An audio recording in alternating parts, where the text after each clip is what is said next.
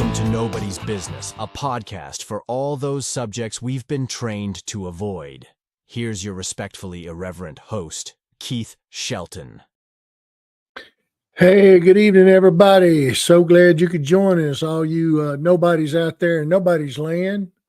I'm Keith Shelton. I'm the ramrod of this outfit. My co-host is there in the background somewhere. My cohort in crime, my co-pilot. Where is he? There he is, buddy. Hey, good evening, son. I went through my first deposition today, and then afterwards I went and coached 3-year-old soccer practice, and I think I'll take the deposition. Oh, goodness. Oh, goodness. Good to be back, man. I'm sorry I missed last week, but it was a good show. At least I got to catch it. Well, thank you. I'm glad we covered a good topic, but let me tell you something. We've got a humdinger tonight. Oh, I bet. We've had a couple of service members on over the last couple of months, and goodness, boy, they were so interesting to hear from. Their stories were so inspiring. The lives they've lived were so inspiring. We had an opportunity to thank them for their service and hear about some of their experiences. Well, we're going to cover a subject tonight we think is so vitally important. We're going to be talking to two spouses of military service people. We're talking about Homefront heroes, not those that carry the weapon or, fly the planes, fire the artillery shells. We're talking about Homefront heroes. And let me introduce our first guest, Miss Emily Ransom. Our first guest lives in small town USA, Atlanta, Texas. She's been a high school teacher, a librarian, children's librarian, a graduate of SMU, Master of Library Science. She spent a year abroad. Lucky Emily. Oh, my goodness. Well, let me tell you, here's who she is. She is married to a former guest, Command Sergeant Major Travis Ransom, who has been in the military 28 years. They have 3 children, Coit, Lucy, and Anna. The 2 youngest are still at home, a cat and 6 chickens. Without further ado, let me introduce you to our first Homefront hero, Miss Emily Ransom. Hey. Hi. Welcome aboard. Hey, Keith. How's it going? Oh, we're so excited to have you on. So wanting to hear your stories. All right, our other guest is not shorter on achievements herself. She's born in Millington Naval Air Station, raised in Jackson, Mississippi, graduated from Jim Hill High in 82, Millsaps College in 86, married one of our recent guests and good friends, Kathie Ladner, in 1988. Her career has included teaching high school sciences, working as a supervisor, Mississippi Army National Guard Family Assistance Center, and now serves as a constituent liaison for Veterans Affairs and the military in Senator Roger Wicker's office. Oh, my goodness. She is married to Kathie Ladner. Let's see. Active in her church, teaching Sunday school, directing choirs. In her free time, she enjoys cake decorating, watercolor painting, playing piano, and traveling. She never says no to a good nap. Most people never say no to a good time. She says never say no to a good nap. Without further ado, ladies and gentlemen, say hello to our second Homefront hero, Miss Kathie Ladner. Hey, Kathie. Hey, good evening. Good evening. Well, thank y'all so much for joining us. Goodness gracious, I can't wait to kick us off. Well, let's talk about a few things, jumping right in. Let's see. Emily's from lives in East Texas, a town called Atlanta, Texas. And Kathie, where are you in Hoss living now? We live in Gulfport, Mississippi. We've been here almost 25 years. Oh, my goodness. Okay. Mm-hmm. So not only do we have a span of experiences, Travis is Army, Hoss was Air Force, but we also got a little spread of distance across 2 southern states. So welcome to both of you.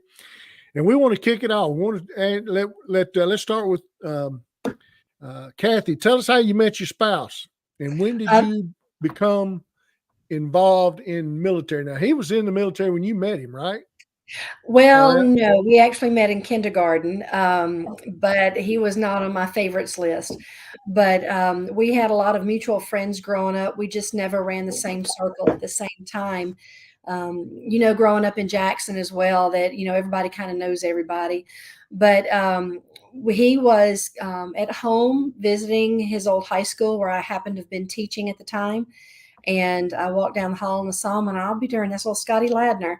And we talked. We went out the next night, and about 8 months later, we were married, which was never a plan that I'd had, but not to marry that quickly. But God moves and laughs and giggles, and so we just follow along on that. But yeah, once and that was in December of '88, and so we've been loving each other and putting up with each other for a while now. Okay, Nick. And Kathy, all your kids are grown, right? They are all grown and married. They survived and thrived in spite of having me as their mom. But they are wonderful kids. I'm very thankful. Could not have been more blessed to have had them and their spouses as well. So all of your married life, you've been in the role of a military spouse. Right. I'm married into it. If you hear me call him Scott, it's the same person. It's not two different guys. But I get looks every now and then. But We had the yeah, same confusion when he was on, Kathy. So no worries. yeah. So so when we got married, he was already serving. He was stationed at Barksdale Air Force Base, which was 3 hours from home. So we were able to come back and visit a good amount while we were stationed there. And we have been from California to Texas to Georgia and back home to Mississippi. So it's been Okay. good. Well, Emily, let's introduce your relationship. How did you become a military spouse? I was going to tell Kathy really quick. Barksdale's the closest base to where I live, actually, even though it's Air Force, not Army. So I'm familiar with that one. Travis watch out. Yeah, he was already. That's hard. He was already in the service when I met him, and one of his hometown friends was a sorority sister of mine, and his group. They did their weekend drill in Dallas near my college that the friend and I were attending. And so one of those weekends, she said, "Hey, look, come meet my friend." And so the sorority girls went out and hung out with some Army guys, and one thing led to another. Here we are. Goodness gracious. All right, here's what I'm going to ask you, and Emily, I'm going to ask you first. You knew you were marrying into the military. What were your expectations? What were you thinking it was going to be like? I have no idea. I don't think I knew what I was getting Unicorns into. and rainbows, right? No, I had my dad was in Vietnam, but not a long-term, military life. But Travis and his dad both were lifetime serving, and that was what they did. So I just jumped on and figured it out as we went. Hung on for dear life after that? Yeah. All right. Well, Kathy, tell us what you were thinking. What in the world? I bet somebody said, Kathy, what were you thinking? This guy's in the military. I don't know what everybody else was thinking. I just knew that God had placed a really good one in my path, and I better not pass him up. But I'm not sure what I was expecting. Everything was very new. It was a lifestyle that was completely different and new, and a lot of things you learn along the way. I don't know if you can ever be truly prepared for it unless you come from a military family. I was all of 2 when Dad finished his term with the Navy, but what you see on TV is not what it is in real life. Okay. Well, let's ask another real simple question. How did what you soon started learning differ from where you started? And let's go with you, Kathy, first. The hours were different. There was for the most part, there's really not a 9 to 5. Uh-oh.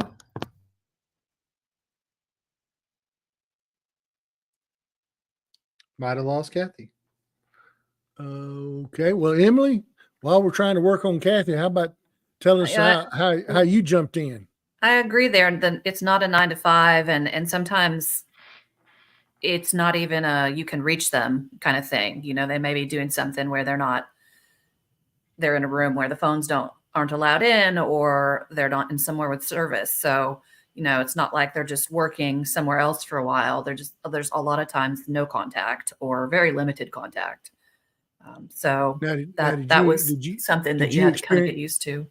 Well, I was going to ask you, did you start experiencing that kind of situation with military spouse right away, or is that something that, as Travis, it just depended on what he was doing. Sometimes, sometimes it wasn't necessarily deployment, maybe a 5 or 6 week class somewhere, and that'll disrupt your month or two as well. And so, every year it was different. So some years you're just newly married. When we were first dating, 9/11 happened, and he was called up the next day to Fort Hood with his unit. Turns out they kind of called up everybody just in case, and then they never sent this group over. But their careers, their college semesters were interrupted. Quite a lot of the guys and girls had to start over with things once they got back, and so you kind of just have to go with it, because there's not a lot of planning that you can do around it. So yeah, well, JT's working on trying to get Kathie restored. Let me ask you this. Let's talk about when did you have now Coit was older. Coit is Travis's son. Yeah. And so you married into that relationship. He was 3 when we got married. So that was one kiddo. And so let's talk about when your first one was coming along. How far into Travis's military did that happen, Lucy? 2008. I'd have to do some math here. That would be about 14 years in, probably. Okay. Yeah. Goodness. Partway through. Right. So between those two, he was deployed a couple times, 5 or 6 months at a time, or had a class or two that would be more than a weekend, several weeks to a month. Hi, Kathie. Hey. You back? Oh, heavens. It has been a gremlin-filled electronic device day. So, hey, just before we hopped on, my headset died, my camera stopped working, my microphone unplugged. So whatever it is, keep going at it, ladies, because the devil doesn't want you to share your story. Oh, yeah. Well, Kathie, what we were talking about is just describe for people how just some of the things early on when you and Hoss got together. What were some of the things that you've experienced as far as what he was doing? We're talking about before kids came. Yeah, well, the first rude thing I had happen, we had been married just a few weeks, and we were getting ready to move to base housing. And so we were still at his apartment, and I was, my stuff was still pretty much packed, because I had moved from home to Shreveport, where he had his apartment, and we were getting ready to pack his things. We're supposed to move the truck in a couple of days and get moved over to base housing. And he got scheduled to fly. And so he went in and asked his director of operations if he could go ahead and doing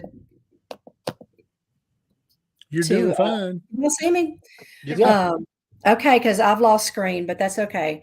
He asked, Scott asked if he could go ahead and get rescheduled, because they were trying to finish packing and move. And the Colonel Hiddleston, looked at him and goes, "Tell your wife welcome to the Air Force." So we laugh about it now, but I was hot back then about that. But we got moved and everything was settled. But it was, you just learn to adjust. It's just, it's part of adulting. No matter what comes your way, you just go ahead and do what you need to do, and you find a way to do it. All right. Well, now let's throw kids in the mix. Kathie, we're going to stick with you. Okay. First child coming along. How did your thinking change about? You're depending on the two of you. The two of you were together to get the child here. What about rearing the child, protecting the child?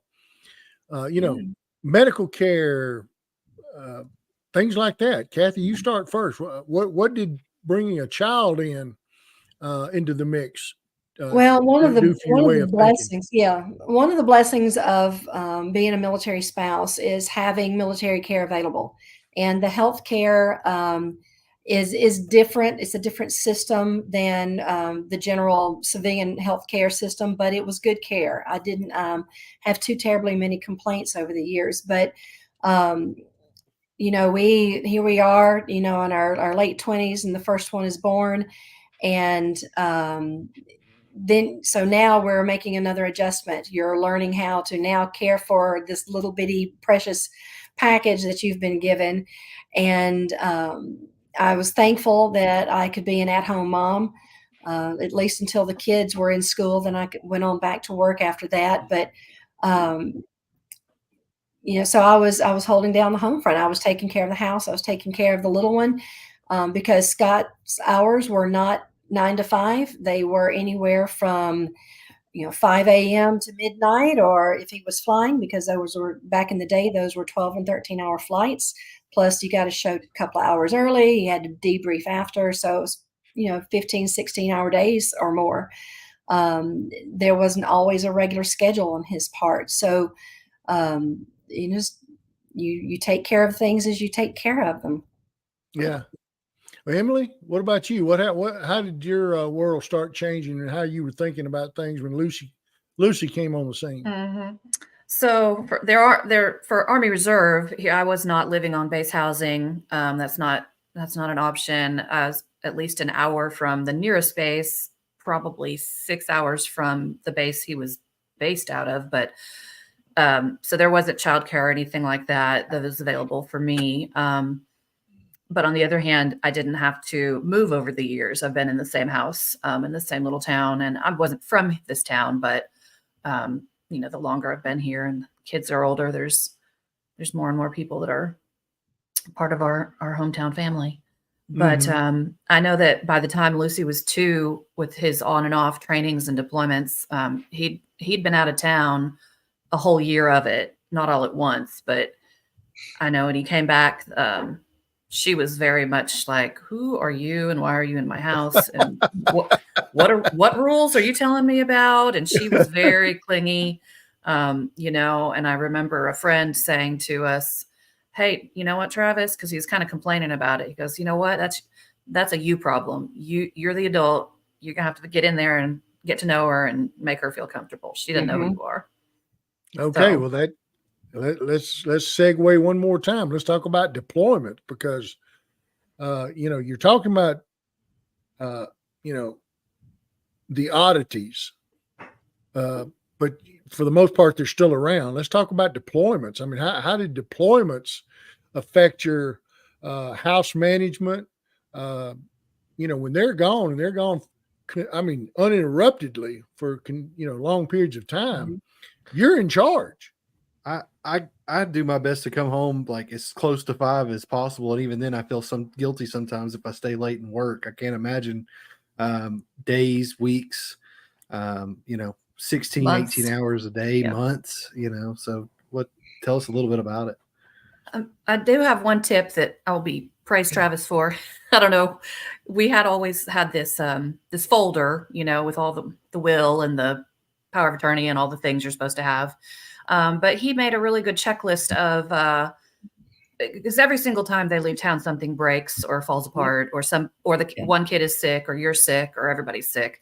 So just having a contact list of who is the plumber and what their number is, and who is this and who is that, and who to call about the car and the washing machine and I don't know, everything's probably broken once around here. So, so having that contact sheet all on one piece of paper, he even had a little category of just guy friends that can help with stuff. So yeah, you don't, a wasp nest. I don't know. So that was really handy. Just things he would have been able to answer if he was there. But then on the other hand, they just have to trust you that you're, he's like, I can't leave and worry about and micromanage and worry about decisions you're making. I have to just completely trust you to do it. So you're the mom, the dad, the everything. You're the paying the bills. You're doing all the housework, all the, the kiddo stuff, working full time most of the time. So you get into your own rhythm. And then I think we talked about a little bit last night that the transitions into that and out of that are the most stressful for everybody. Yeah, the leaving and the coming home, not just both, the leaving. Absolutely. Do you think like when you're like, okay, he's coming home, I'm getting a break, or is it like he's coming home, now I have another kid to take care of? Emily, I hear you laughing. I think your experience. I always thought I might get a break, and he'd go, why do you want to go do something on your own? Don't you want to be with me? I'm back finally. And I'm like, I want to get out of my house. So there is a reason why my wife at the end of the day goes and sits outside for a couple hours by herself. I get it. Okay. Go. Understand. Yeah. Well, what about you, Kathie? Is that the same experience? Pretty much. I think we all go through that with whether it's, 6 weeks off to a school somewhere, a 2-week training deployment, 3, 6, 9 month military deployment. And like she said, you kind of get in your own rhythm. And as I used to brief our military families, our National Guard families who had never experienced anything more than, a few months training cycles and things for their service members, was that, it's okay those first few days to sit up in bed and pout and have a bucket of ice cream. But after 2 or 3 days, you need to get up and get moving. You've got a house to take care of. You've got a family and kids. You've got, your job to take care of. And, it can be kind of crazy sometimes, but you find your rhythm. And just as our service members, as our spouses had their own battle rhythm, ours was to be at home and make sure things were okay, because they needed to focus on the mission. They need to focus on their job and not worry about whether or not they need to call and find a plumber for that pipe that burst in the middle of the night, or to find the handyman to take care of the water heater that broke. I mean, it's just, you've got to be able to handle those things. And I never wanted him to worry about me, about the kids, about the house. I know he did, but he didn't need to worry about micromanaging or to be worried and concerned that everything was falling apart. Mm-hmm. All right. Well, Kathie, I remembered you said something a little while ago. Now, you did move generally from a base assignment to a base assignment. Is that right? Okay. Yes, we did. So, and so you had great. medical care right there. You had child care there if you needed to work on something. Am I assuming something wrong or? No, bases are pretty much set up to be like a self-contained little city. You've got your grocery store, you've got an exchange, which is like a Walmart on base, but it's the Navy or a post exchange or the base exchange. You've got your medical center, you've got healthcare, you've got child care, you've got MWR, kind of like parks and recreation, things to do on base. Kids have sports available to them. If something does break at the house, you can actually call maintenance or talk to the housing office and they send somebody else to take care of it. So there was a lot of wonderful benefits for living on base. Plus you were tied in with a community that y'all were all dealing with the same type of thing. It may not be the same squadron. It may not be the same aircraft. It may not even be the same job, but y'all all understood that you were one team and you were all going through. And so we were, you make friends quickly. And some of those you're blessed to carry on through the rest of your life. And you're able to be there for each other. And I miss that sometimes, moving around like we did. It kept the load light and kept the closets emptier. Because the longer you sit somewhere, the closets get fuller, drawers get stuffed more, and The more the junk you outs happen less and accumulate. less. When you do move Yeah. again, it's like, Yeah. oh, there's so much stuff. All right. Well, here, I Go just ahead, had a quick JJ. question. Did they ever come home, start a project, and then leave it for you to clean up? No, thankfully, no. I Dad haven't had always to has deal with that projects now. going, so Yeah, I'm usually the one that the project's going, and he has to deal with me having stuff spread on the dining room table or something. There you go. I always he's kind of a pack rat, so I always took the opportunity to clean out a closet or something and There you throw go. things away, and he hasn't asked for any of those things yet. Me, if I leave something, I leave something in a very specific spot, and I come back later and I'm like, "Where is that?" And she goes, "I don't know." She probably knows exactly where it's at. well, Emily, here's what I'm noticing. Emily, there are pros to you being a reserve spouse. Like you said, you've been in that house in Atlanta, Texas for years and years and years. Your kids are in the same school. Right. You've been going to the same church, the same softball fields, that sort of thing. Well, that's good. It is. But you get a little jealous of the people that have the community and the resources right at hand. That's what I was going to ask you. I mean, yeah. So the but nature the con of that is you're so remote to the stuff that Kathie's referring to. I was kind of, I mean, a lot of those benefits aren't really usable for me or for us. What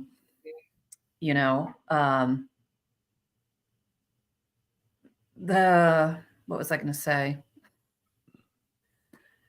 The units he's been in, and I don't want to say that these are out of the norm, because I think for reservists, they're probably more common than people think.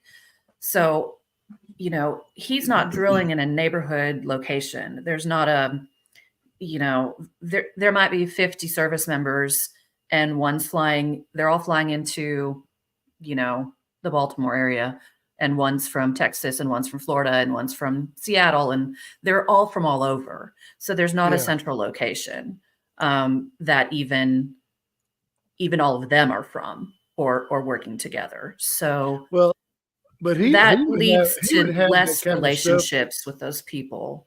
Yeah. Well, when he's doing that, he has access to the base hospital or base swimming pool or something, but that doesn't translate back to you and the kids. No, on road trips, we try to stop at bases and use their housing sometimes for a good Air Force, nice hotels. They have nice hotels on their bases and things like that, but not really. I could drive and use that exchange for groceries and get the tax-free, but the gas money out there and back wouldn't be worth it. So, yeah. Well, let me ask this, Kathie. You gave a statistic, and we were off camera. The statistic of reservists and National Guardsmen who are basically active, being depended on by the military now as opposed to 50 or 60 years ago. What was that statistic? Yeah, the number or amount of our National Guardsmen and our reservists that were deployed over the last 20 years with the war in the Middle East was that roughly 60% of the troops overseas were actually our National Guardsmen and reservists, and our 40% of our regular active military service. So our National Guardsmen and reservists play a huge part. They're an incredible component of our military, of all of our military. And but to know that so much of our military, our defense, depends on our citizen soldiers. Well, and here's the only point I'm going to make. There's got to be some comfort, and I'm talking to Kathie. There's got to be some comfort, a little bit of peace of mind, knowing that you've got a community right there who, I mean, they're feeling the same thing you are, seeing the same thing you are, experiencing the same thing you are, and if you take Emily's situation, and you just said 60% of our military was National Guard and reservists over the for the deployments over the last 20 years. There's a lot of Emily's out there. who don't have the close association with other people in similar situations. What, Emily, what does that do for you emotionally? Oh, it's real For the lonely. kids? You're real lonely because the people at work, the people at church, they think, oh, you're just here, you're fine. The military people think, I don't know. You feel like you quite fit in anywhere. Yeah. It's pretty isolating. And I don't know. I would recommend that people something to support some military families is just, ask them over to dinner. Or just tell them to come hang out on a Saturday and go to the pool or something, because they're just sitting home kind of being lonely and sad with each other. And they'd love to be included in, don't just say, oh, I'm sorry. How much longer is he gone? My kids started hating going to church during this last one because they were so tired of asking the question and answering the questions. How much longer do you miss your dad? They're like, just please, like, ask me something about my life, like not make me focus on that, So just including people in some day-to-day things and kind of remembering them would be, I think, a helpful tip for especially these, what they call geographically isolated families. Oh my goodness. And it's like Kathie just gave us the statistic. There's a lot more Emilys out there that we don't know and 10 about. to 15 years ago, we didn't have all this Zoom and internet, instant communications. I had maybe a little flip phone that, yeah. So okay, well, things have advanced. Yeah. So that's And good. it's made it easier for our families that are remote from bases. And even a lot of our active duty families, the service member will be at a base, or he'll be like our Navy counterparts. Their service member's gone 6 to 9 months out on a ship every year. But the family just goes ahead and moves back to their hometown during that time. Right. But it's, I've kind That of all lived costs in both money worlds. too. Yeah, it does. And I've kind of lived in both worlds. We were fortunate enough while he was regular active duty to have moved 4 or 5 times, different bases, and just see a lot of wonderful things about this country, the people, the places, the activities, the things that are going on. And then once we moved to Gulfport, he was active duty in the Guard, so he was full time, but he was in the Guard. So we bought a house. We got involved in the community. We found a church. They were at the local schools, and we kind of planted and rooted. So I kind of understand where Emily is from about being separated from a base, but not that much, because we have Keesler on one end of Pass Road and the Navy's the CB base on another. And our Guard base was actually a training facility for military. It was a joint exercises that were done. Troops would come in and do their training.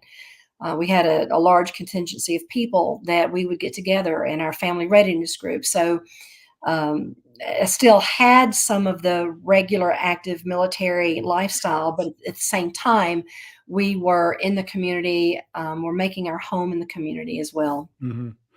Well, Kathie, with the job that you have now, you're not just dealing with regular service people. You are dealing also with reservists and National Guard as part of what you do for Senator Wicker's office, right? I do. I handle some of the issues our military may have with their base or with their commanders, or, they're trying to get orders through and they're just kind of getting clogged up. They'll call our office asking for assistance.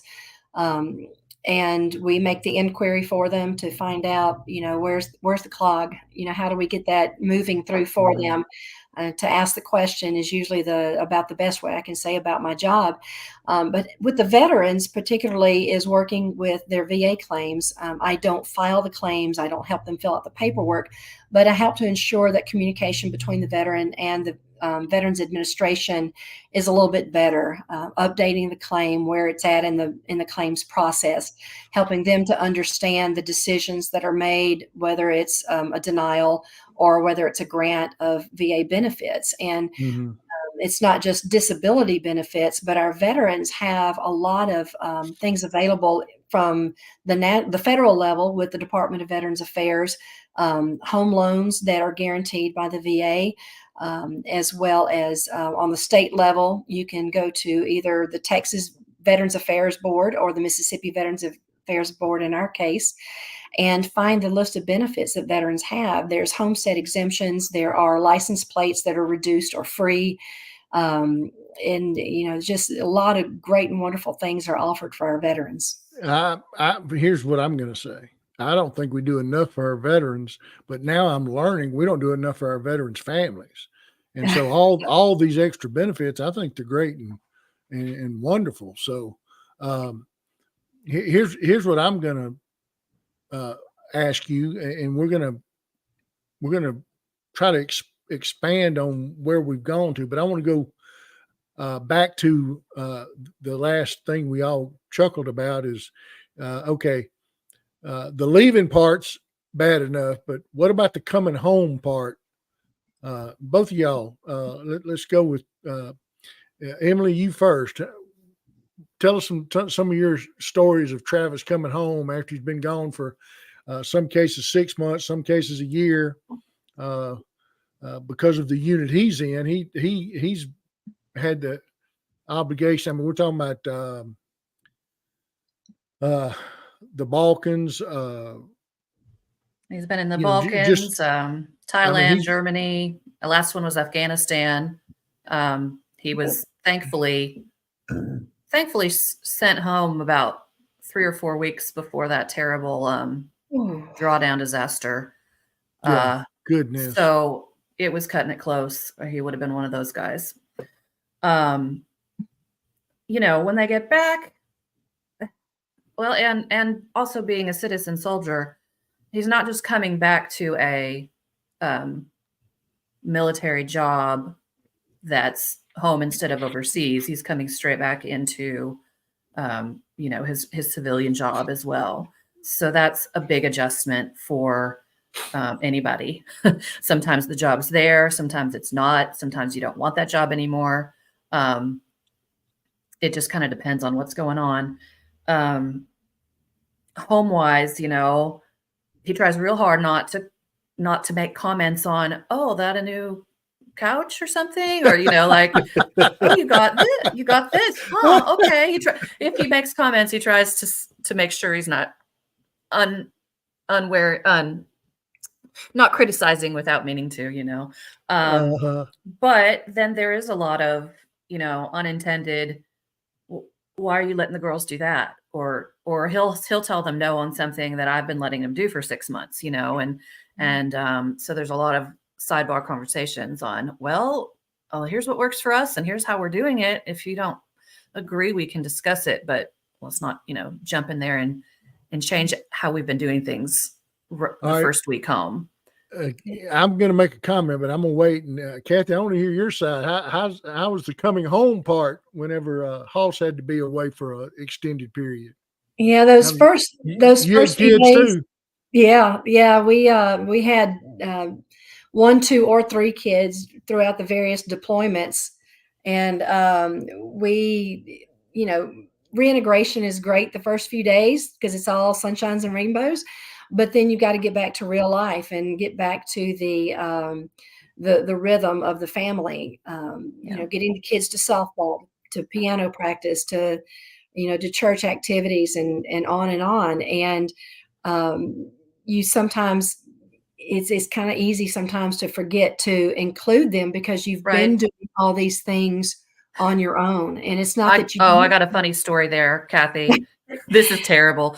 Last time he came back, we went to lunch down at the Italian place downtown after church. Like we walked downtown for lunch after church, and you're used to doing it. You're on your own, and you're not used to them being there. And I walked up, and they said, "How many?" And I said, "3, please." And Travis looked around at me and goes, 4? Oh, I feel so bad. I was used to saying 3, for however long.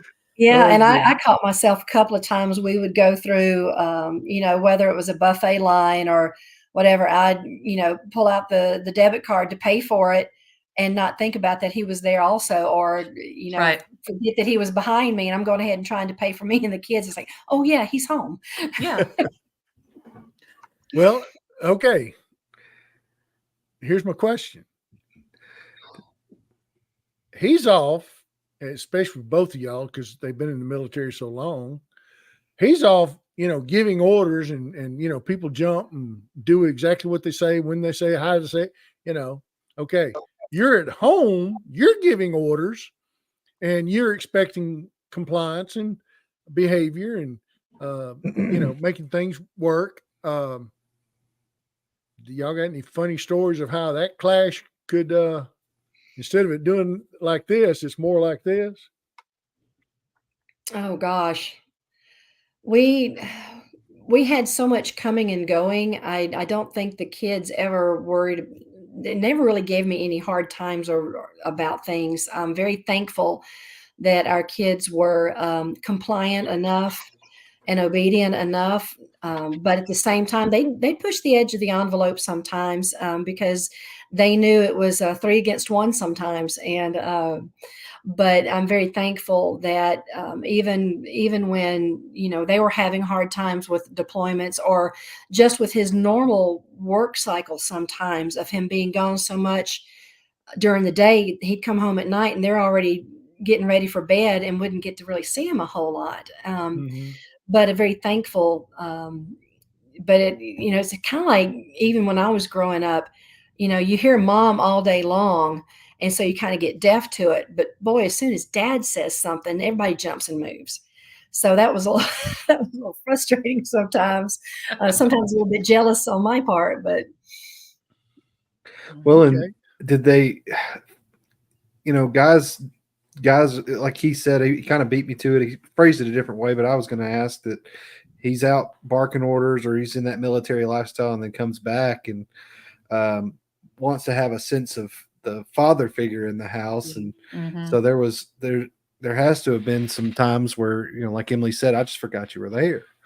And it just takes a while for everybody to get used to each other again. It does. And, it's different every time because sometimes you're I was going to say single mom, not really, but your mom at home with a baby, or maybe your mom at home with a couple of elementary school kids or a high schooler or a college kid. Mm-hmm. And then you're older and different in different parts of your life too. So it's not like you just get like, oh, I've done this, no problem, because every single time is a different set of challenges when the kids are different ages.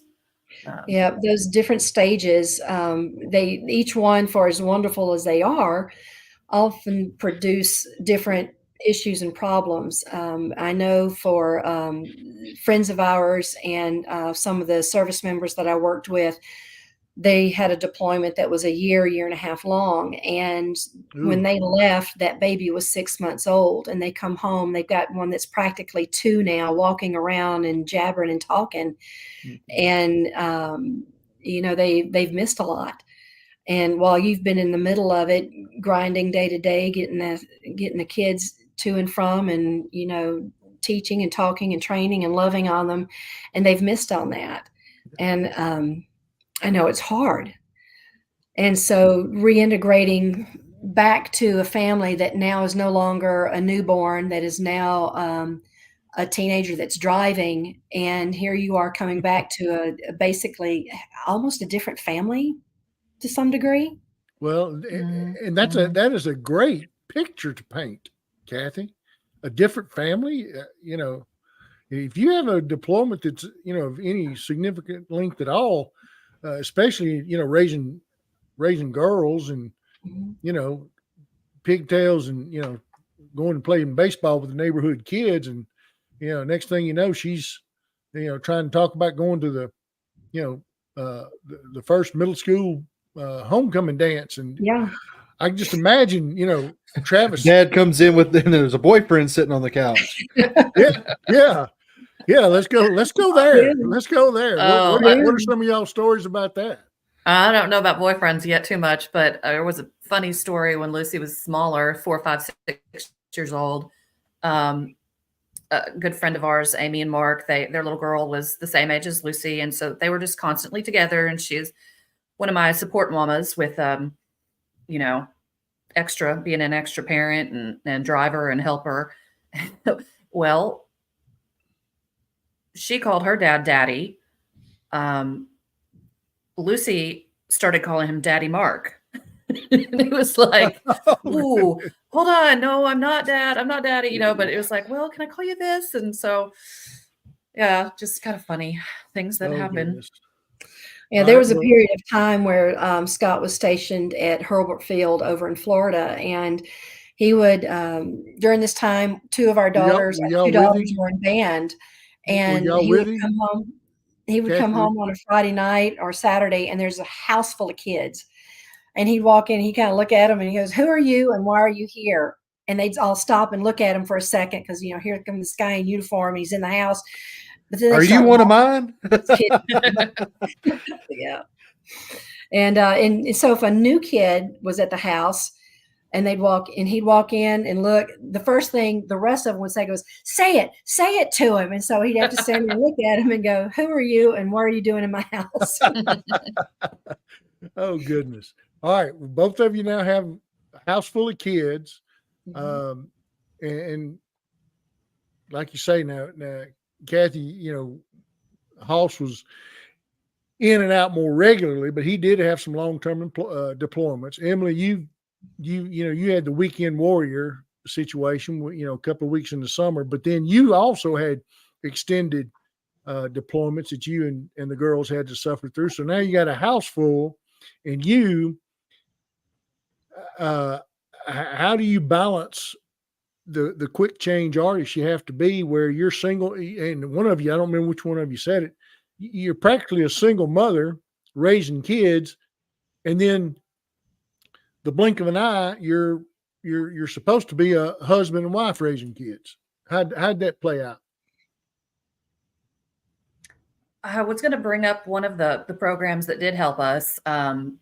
The Strong Bonds. I don't know if you've been to one of those, Kathie. They're chaplain-led programs that the commanders can organize. And it's like a marriage retreat weekend. But we've been to it as a couple. We've been to it as a family where the kids could come along too and kind of integrate. And they also have them for singles. And basically you're learning how to talk to each other without yelling and getting crazy, and just communicating and being on the same page, and just strategies for feeling like you've been heard, you know, things like that. So we over the years, I think we've went to 2 couples ones and a family one. So those were really helpful. Strong Bonds is an incredible program. And one of my favorite ones was called Laugh Your Way to a Better Marriage. Mark Gungor, who is a pastor and up in, I think, Minnesota, maybe Wisconsin, talked about the differences between the way men's and women's brains think. And sometimes it just helps to understand that you're on the same train. It's just that you're not necessarily working in the same car at the same time. But you're trying to get to the same place. Just sometimes different methods and different thought patterns get you to that same place. And you have to realize that you've got to work together, and it's okay to laugh at some of the goofy things that happen. And laughter is good medicine. Yeah. Yeah. Well, Keith, to answer your question, it is a whole lot of hard work. It is continually working on it. I mean, if you give up, then you give up. So if we're still here, we're still together because we were both committed to put in the work and make it work. Yes, ma'am. Well, let me ask you this. Any good, I don't want you to be telling family secrets, but, my presentation to both of you is y'all are just as committed to serving the nation as your spouse is. Sure. Okay.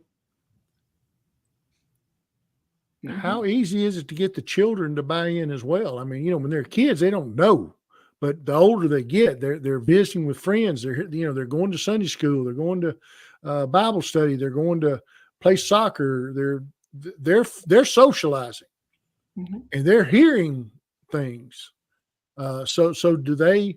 How easy is it to get them to not listen to the outside chatter and buy in like when we first started off, both of y'all basically said we bought in. We didn't know what to expect. We didn't know what was coming. They didn't get the choice. Yeah. Do they feel like it's normalized? Is it, this is just how life is, or do they have a very specific stance where, no, I'm a part of a family that's doing something on a bigger scale? Well, like a lot of things, when you're raising your children, you want to raise them with certain values, whether it's faith, community service, work in your church, to work your best at school, to make good grades as good as you possibly can. And with military families, they're living that life. And it's important to remind them that the service isn't just a job, that there's a higher calling to it. And like I told the military families I used to work with, particularly National Guardsmen, is that, your service member signed up for this. They wrote their name in ink, but you got penciled in underneath. And welcome to the military. Yeah, exactly. Welcome to the military. And there's a lot of wonderful things that the military offers. And there's a lot of hard life that comes with the military as well. But you want to teach your kids to have resiliency. You want to teach your kids to survive and thrive. And you would do that anyway, I would hope, with your kids, whether you're a civilian or military family. But there's just extra things military kids go through that our civilian counterparts do not. And we want to instill pride in them. You have to teach pride. You have to teach them to care and to love and to serve. Okay. Kathie, staying with you, was it a hard sell? Not really, because they didn't really know a whole lot different. Once we got established here in Gulfport, we were no longer living on a military installation. Many of their friends were civilian kids. There were some that were military families that were in their school, so there was, a special connection with them. But we always, taught them that your dad's job is service to our country, so we can come and do and have the freedoms and the privileges that we have of living in this country. And sometimes it's not easy, but I said, well, you look at your friends whose dads are doctors or lawyers, or they work for the city or whatever job they have their own issues too, the good, the bad, and the ugly. But your dad's job is a little bit different, and we love him and support him because he, in turn, by doing this job, is loving us and loving our country. Yeah. Okay. Emily, to you, Lucy and Anna, was it a hard sell to get them to buy in? They're super sweet and very patriotic and not rebellious about these kind of things. I think they'd prefer to be a little more anonymous in the community. Sometimes we have such a good community that does recognize, the kiddos and sorry, I'm trying to plug my computer in because the battery's getting low here. And that may be hard too, because he's a public figure. Right. They would rather just fly under the radar, but but they're on board. They're on board and they're proud. And I think that you were talking about resiliency. They've been through a whole lot of situations that their peers have not. So they have some good coping mechanisms, and they have some good ways that they can help their friends through hard times, because they've been through some. Okay. Doesn't kill you, makes you stronger. Yeah. We spend a whole nother hour talking about how that applies. All right. Ladies, y'all have been absolutely fabulous. I mean, it's just so awesome to hear from you and let you tell your stories and let you speak from your side of things. It's just been awesome. All right. So let's take the little time we got left, and I want to ask you, and I'm going to start with you, Emily, what support resources, when things, when you would have issues, when you would have situations. Hey, it wasn't in the little booklet that Travis left with you. Where did you go for resources? Well, some that I found along the way and used and referred to others, and they used to have a lot of resources just spread out all over the place. They've really tried to get them into where you've one phone number, one website. I'm not sure if this is service-wide or if it's a reservist website, but a military one source. It is extremely helpful for things like that. More JT, than once. Do we have that? Military one source dot something com or gov. .com, I believe. .mil.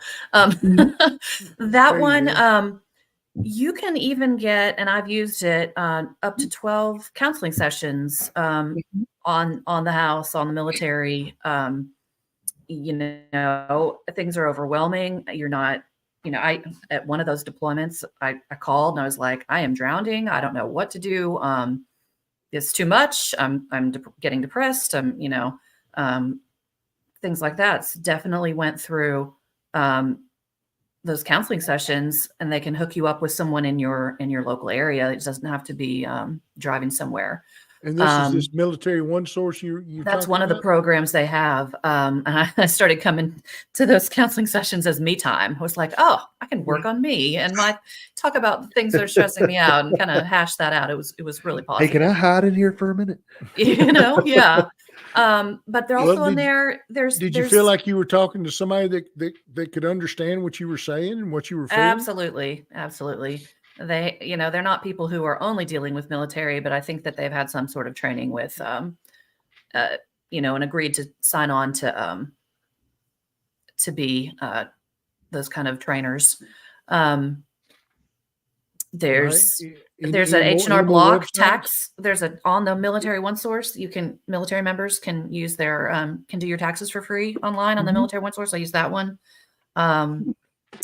There's a one called Our Military Kids. That's a nonprofit. Yep. And the girls were able to get one deployment. They're supposed to be about one a year. They'd give out about $200 or $300 per applicant if they're. Is that it? Yeah, to be able for the kids to be able to do an activity, a summer camp, or you know, ballet lessons or something that they, you know, kind of keep them doing something fun while they're missing their parent. So they did that. I reapplied the next year that he was out of the country and got it again. It was really, really neat. So those are kind of the ones that I had used. There's several books out there I've read and enjoyed reading that other spouses have written, chaplains, things like that too. So any particular ones you'd recommend that we can share with our listeners and viewers? Yep. This one's not very new, or it's not super new, but it was while they're at war, you know, and a chaplain's wife interviewed all kinds of people, all kinds of spouses in different situations, and just wrote all the realities down there. How'd that book help you? Feeling like you're not just on your own. Like, you know, there are other people out there and doing the exact same thing as you, feeling the same way. And yeah, you know, I'd be so happy to take phone calls from Travis's family, soldiers' families, and say, I don't know if I can do anything, but I can listen, or, you know, maybe I can find out who to ask about this or that. So. Any other books you I think there are a couple more I sent you. That one, 5 Love Languages. We had done that in Sunday school, and they have a one adapted for military families. Just figuring out how to communicate with your spouse in the way that they want to be communicated with. You know, Married to the Military. That one had a good website. Along with it, with some good blogs, and you know, just hearing these people's stories. And this one's a survival guide, you know. So sounds like it ought to be a TV show. You need it. So yeah, all of these resources that Emily has shared are ones that I had used with not just my family, but with the National Guard families that I used to brief regarding their deployments before, during, and after deployment, because each one of those stages has its own set of thrills and spills. And Military One Source was kind of my one-stop shop for everything, not just for myself, but for the Guard families that I would help tend to while their spouses were deployed. And, it wasn't just a military spouse that was deployed. Sometimes it was somebody's baby, the 19-year-old who signed up for benefits, Right. for education benefits, and now he's deploying for a year and a half. Sometimes it was dad, sometimes it was the husband, but all of those resources are outstanding. They offer a lot of good insight, sometimes some laughter, sometimes some tears. And I just highly recommend all of those. I don't want to leave out the men because there's Yes. so many wonderful women serving as well. So Mm-hmm. you've got partners at home that aren't traditional, maybe wives like the two of us have been. Yeah. And you know how men are, they won't ask directions. A lot of times they won't ask for help. Right. If they're being overwhelmed, I mean, and they're sure not going to join a support group on a base. Right. Yeah. But I recommend to all of our military families and our National Guard families, if you have a family readiness group available, please be a part of it. It's a wonderful source of commisery, of joy and laughter as well, and good support. And if you are living in a remote area where there's not many military families at all, let alone military installations available, the resources online are there. You can reach out to a lot of the groups that are within those websites that allow you a chance to talk with other moms, dads, wives, brothers, sisters of military members, and just that extra support and ear. Sometimes that's all we need, is just that ear, and that little bit of a shoulder for a bit, so we can pick up again and get rolling. Mm-hmm. Oh my goodness. Well, ladies, we've run up on our time. So here's what we're going to do. We do it with every guest. All right. We're through asking you questions. What we do to end the show, we like to say, the 1, 2, or 3 things take 1 minute, take 10 minutes. We don't care. Let's go with you first, Kathie. What would be how would you like how would you like to be heard for the last thing you're going to be talking about tonight? Oh, you're not alone. There are other families that are going through the same thing you're going through. Reach out to your family support group. Use this time of deployment, or even if it's just training, as a time to build resiliency in yourself and your children and your family. Use it as a time to survive and thrive. Don't forget that reintegration is a joyful part of deployment, but it's also another part that needs a little extra work, and to get the family back together again, and working as a unit. And I think just remember that your faith is going to be the strongest pull that you have to get you through deployments, through trainings, through day-to-day life. And don't forget that that foundation of faith is probably the best piece of advice I could give anybody. And to remember that all things work together for the good of them that love the Lord and are called according to His purpose. Oh my goodness, what a way to end your part tonight, Kathie. Great job, Emily. I feel like we love you. She did a great job. What are you going to say? How are you going to top that, Emily? No, I don't think I can. She did a great job. There's a lot of components here. There's, just people that should be aware in the situations. A lot of times you can't help it if you're in a command group where they aren't focused or don't have time to focus on family groups or anything like that. But, from the kids, the spouses, the parents, girlfriends at home, things like that. Just they might need a little extra pick me up here and there, and focus on the positive things. Try to stay involved with things that don't get you in a bad cycle. So, but if you're there, reach out, because there's so many resources. Okay. Well, let me say this to both of you. We are so thankful to the two of you. So thankful to your kids that bought into what you were trying to raise them to be. And Emily, you're still raising the two young ones to be. So be sure and tell them we thank them as well. It's been awesome having y'all. I am absolutely certain somebody is going to hear something tonight that they're going to say, I needed that. I really needed that. I can right now.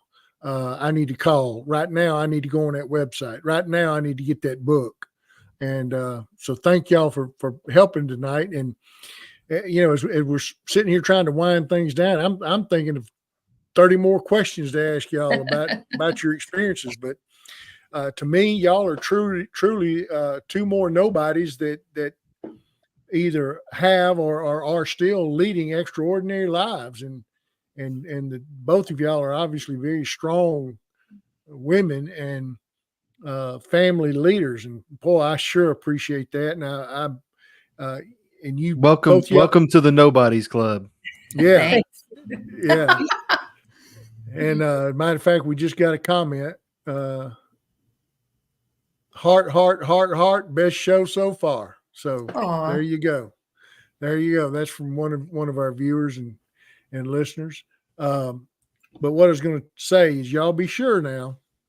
I don't know how long it's going to be before you're going to see your spouse, but I have a belt. I'm wearing it right now. And I can assure you, I can whip that thing out of those belt loops quick enough that if either one of them give y'all a hard time, y'all let me know. I'm having PTSD flashbacks.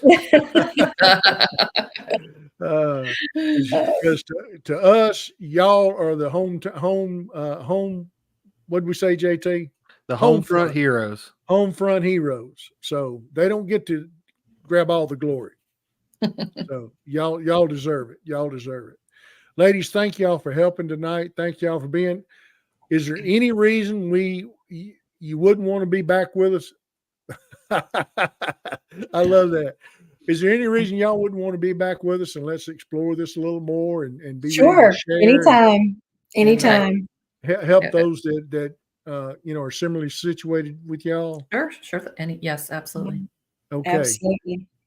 Well, thank y'all so much for your time tonight. And I guarantee you somebody can benefit from what we covered tonight. So thank y'all so much. Oh, you are most welcome. Thank you for having us. Thanks again for being on. And to our viewers and listeners, be sure to like, share, subscribe, or follow. We go live every Thursday night at 8 p.m. Central. Same time, same place. And we'll see y'all next time. Thank you, ladies. Cannot wait to get back with y'all and cover this some more.